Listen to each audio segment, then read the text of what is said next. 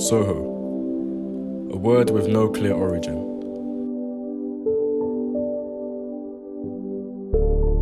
Here is an open love letter to Soho and its queer culture.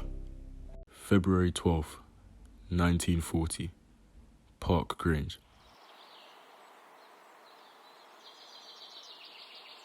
My own darling boy, there is nothing more than I desire in life but to have you with me constantly. I can see, or I imagine I can see, what your mother and father's reaction would be. The rest of the world have no conception of what our love is. They do not know that it is love. Wouldn't it be wonderful if all our letters could be published in a more enlightened time? You may even be strolling across Old Compton Street, noticing the abundance of LGBTQ+ flags, not knowing the crisis faced by members of the community during the bombing of Admiral Duncan or the further exploitation of queer sex workers during and post-World War II. We could easily find ourselves blissfully ignorant about these things, for the Soho we see today could not be any different.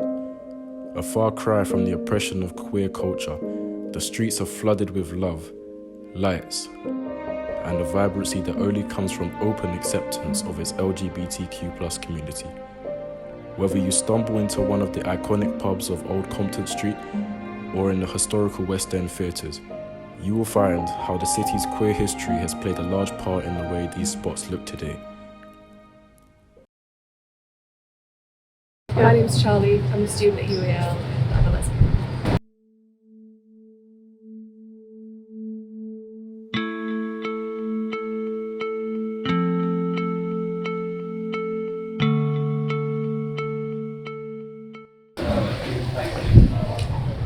I think it's the history, because there's very few areas that are this rich in LGBT history. There's such a massive community around it. Even today, walk around, pretty much everything is either in support of the LGBT or directly towards members of the LGBT. And it's not something that you see that's so genuine nowadays. I think it depends who you ask, to be perfectly honest, because I know, especially when it comes to nightlife, there is a club that most LGBT people know about where women aren't really allowed in, especially if you're more like feminine presenting. They'll often kick you out under the guise of being drunk, regardless of your sobriety or how much you've had to drink. So I think it depends. If you're a gay man, you probably find it extremely safe. Whereas if you're a gay woman or a binary person or someone who doesn't fit in on the gender spectrum or align with male, they may have a slightly harder time when it comes to nightlife. But then at the same time, there is also places that cater to that. You just need to be able to find them. They are in the area. What do you think about the love letter? The love letter? Yeah. Oh my god, it was so sweet. I was reading it and I was just in front of my flatmates room and I was like, oh my god, listen to this. It was such like raw emotion. Sometimes I wish I got a letter written like that. I wish it was still wrote like that, so it would be nice.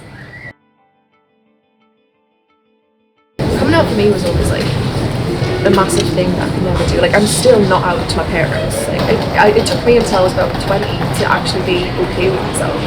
I remember being like 16, even 15, just sort of crying, like, oh my god, please don't, I don't want to be, you know what I mean?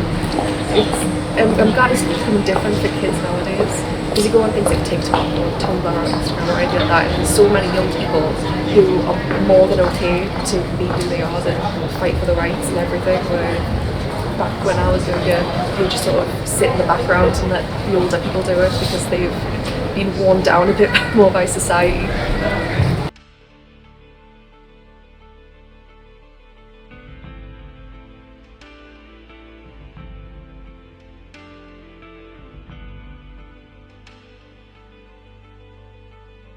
Inspired by the hunting call, Soho was nothing but a large field until the London fires of 1666.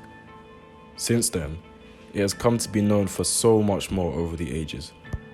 You may be walking down Berwick Street, taking in the views of Reckless Records or the marvellous smells coming from one of the oldest markets in London, completely clueless to its place in music history.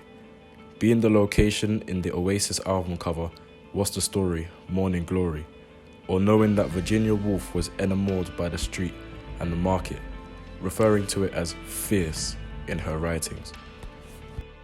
So I think the best people come to Soho. You see extravagant clothing, extravagant people, and express yourself.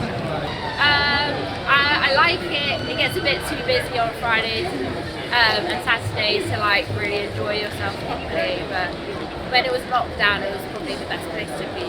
Weekends can get crazy. It can be dangerous as well sometimes. Lots of police around, ambulances. On the weekdays, it can be smoother, but still, it's good fun though. Do you have any comments about the queer community in Old Compton Street? I haven't really looked into them. I am a bisexual myself, and I went to a pub just 20 minutes back where there was a lovely queer bartender. People are, in my worldview, are able to more freely express themselves than usually in London or Germany for that matter. Yeah, which is quite lovely. As they should.